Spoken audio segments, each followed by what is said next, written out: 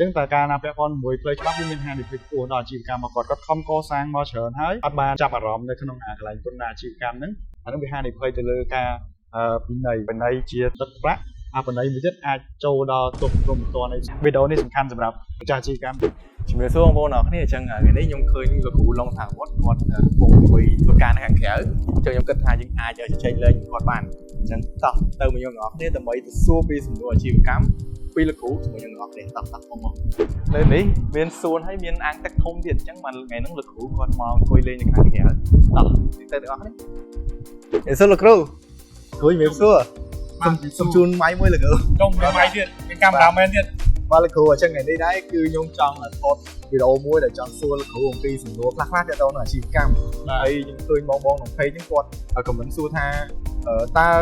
ពន្ធដារអាជីវកម្មហ្នឹងវាបែបម៉េចទៅអញ្ចឹងបាននេះខ្ញុំនាំពួកគាត់មកសួរ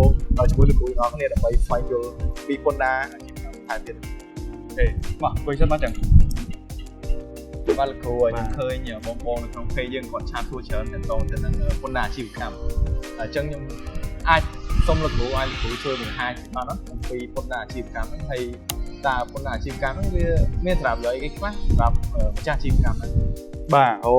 អរគុណបងដែលបានមកសួរលោកគ្រូពងអង្គុយមើលដែរអំពីព័ត៌មានពន្ធដារអាជីវកម្មហ្នឹងណាបាទអញ្ចឹង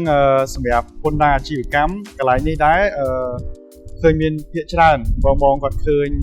នៅក្នុង page យើងណាគាត់អាចយល់ច្រឡំអំពីពន្ធដារប៉ុន្តែពាក្យពេញគឺពន្ធដារអាជីវកម្មអញ្ចឹងពន្ធដារអាជីវកម្មកន្លែងនេះសម្រាប់ការធ្វើអាជីវកម្មមិនមែនជាពន្ធដារសម្រាប់យើងរៀនទៅធ្វើជាមន្ត្រីពន្ធដារអញ្ចឹងវាអត់មានភាពខុសស្មាញអីច្រើនខ្លាំងដោយដែលយើងទៅរៀនបែបជាមន្ត្រីពន្ធដារ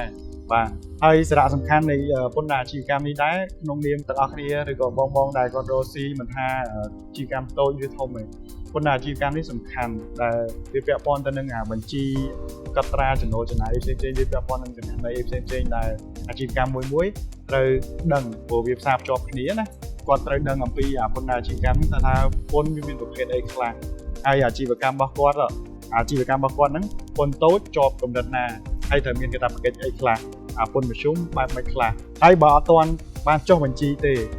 គាត់ត្រៀមលក្ខណៈនៅក្នុងការចុះបញ្ជីក៏ត្រូវដឹងព័ត៌មានអីខ្លះនៅសំខាន់ដែលគាត់ត្រូវដឹងអំពីពន្ធដារអាជីវកម្មហ្នឹងព្រោះតែកាលណាដែលគាត់រៀបចំប្រព័ន្ធការបង់ពន្ធអត់បានយល់ច្បាស់អំពីច្បាប់ពន្ធដារសម្រាប់ការធ្វើអាជីវកម្មរបស់គាត់ទេទៅពេលដែលគាត់ខំប្រឹងរកស៊ីខ្លាំងរកស៊ីសល់ចំណូលច្រើនណាឆ្លោះប្រហោងកន្លែងកត់ត្រាបញ្ជីគណនេយ្យផ្សេងៗហ្នឹងអត់បានត្រឹមត្រូវអត់បានពេញលេញធ្វើឲ្យមានចន្លោះប្រហោងហ្នឹងវាពាក់ព័ន្ធទៅនឹងផ្លូវច្បាប់អញ្ចឹងតើការណាពាក់ព័ន្ធជាមួយផ្លូវច្បាប់វាមានហានិភ័យខ្ពស់ដល់អាជីវកម្មរបស់គាត់ខំកសាងមកច្រើនហើយប៉ុន្តែគាត់អត់បានចាប់អារម្មណ៍នៅក្នុងកន្លែងពន្ធដារអាជីវកម្មហ្នឹងធ្វើឲ្យនៅពេលដែលដល់ពេលមួយមន្ត្រីខាងជំនាញរបស់ខាងពន្ធដារគេចុះមកធ្វើសវនកម្មគេឆែកមើលទៅឃើញមាន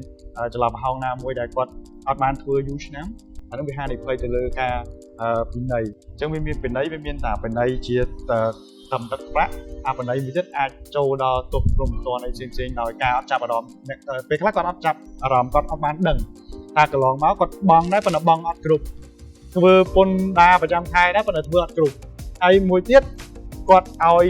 អ្នកជំនាញគេជួយធ្វើឲ្យគាត់ជួលសេវាកម្មរបស់គេផ្សេងៗទៅតាមក្រុមហ៊ុនឯកជនគាត់ធ្វើសេវាកម្មពន្ធហ្នឹងប៉ុន្តែគាត់ខ្លួនឯងអត់ចេះមើលគាត់អត់ដឹងនាមគាត់ជាម្ចាស់អាជីវកម្មទេក៏ងាយរងគ្រោះដែរដោយសារតែយើងអាចទិញគាត់បានយើងអត់ដឹងថាសេវាកម្មដែលយើងប្រើប្រាស់របស់គេនោះគឺគាត់ឲ្យនៅគេបានធ្វើបំពេញកាតព្វកិច្ចឲ្យនៅហើយមួយទៀតពេលណាដែលបានដឹងអំពីពន្ធដារអាជីវកម្មនេះជួយគាត់ចំណេញមួយទៀតព្រោះការចំណាយទៅលើការបង់ពន្ធក៏ជា expense មួយជាការចំណាយមួយនៅក្នុងប្រតិបត្តិការអាជីវកម្មដែរអញ្ចឹងតែកាលណាគាត់យល់អត់ច្បាស់បង់អស់ច្រើនហើយអាចខុសទៀតប៉ុន្តែកាលណាគាត់យល់ច្បាស់គាត់បានមកឆ្លងកាត់កម្មវិធីបង្វឹកវគ្គសិក្សាផ្សេងៗដែលគាត់បានសិក្សាស្វែងយល់ពីពន្ធដារហ្នឹងគាត់អាចបង់ពន្ធត្រូវហើយអស់តិចជាងមុនព្រោះកាតព្វកិច្ចពន្ធដារកន្លែងខ្លះគាត់ភ័ន្តច្រឡំអាជីវកម្មគាត់អត់ត្រូវបង់ទេប៉ុន្តែគាត់បង់អញ្ចឹងទៅធ្វើឲ្យវាបង្កើនចំណាយរបស់គាត់អញ្ចឹងក៏ជាការខាត់បង់មួយដែរហើយសម្រាប់បងដែរអត់ទាន់បានចុះបញ្ជីព្រោះគាត់ខ្លាចរឿងពន្ធដារពេលអញ្ចឹងអ្នកអត់ទាន់ចុះបញ្ជីខ្លាចរឿងពន្ធដារតែពិតគាត់ខ្លាចដោយសារតែគាត់អត់ទាន់បាន មានបបវិសោធន៍អត់បានឆ្លងកាត់អំពីចំណេះដឹងពន្ធដារអញ្ចឹងតើកាលណាគាត់បានយល់ច្បាស់ពីហ្នឹងទៅវាលែងអីខ្លាចទេព្រោះយើងបំពេញកាតព្វកិច្ចឲ្យត្រូវទៅវាអត់មានអីជាទីទេអញ្ចឹងសម្រាប់បងដែលគាត់មិនទាន់បានចុះបញ្ជីអី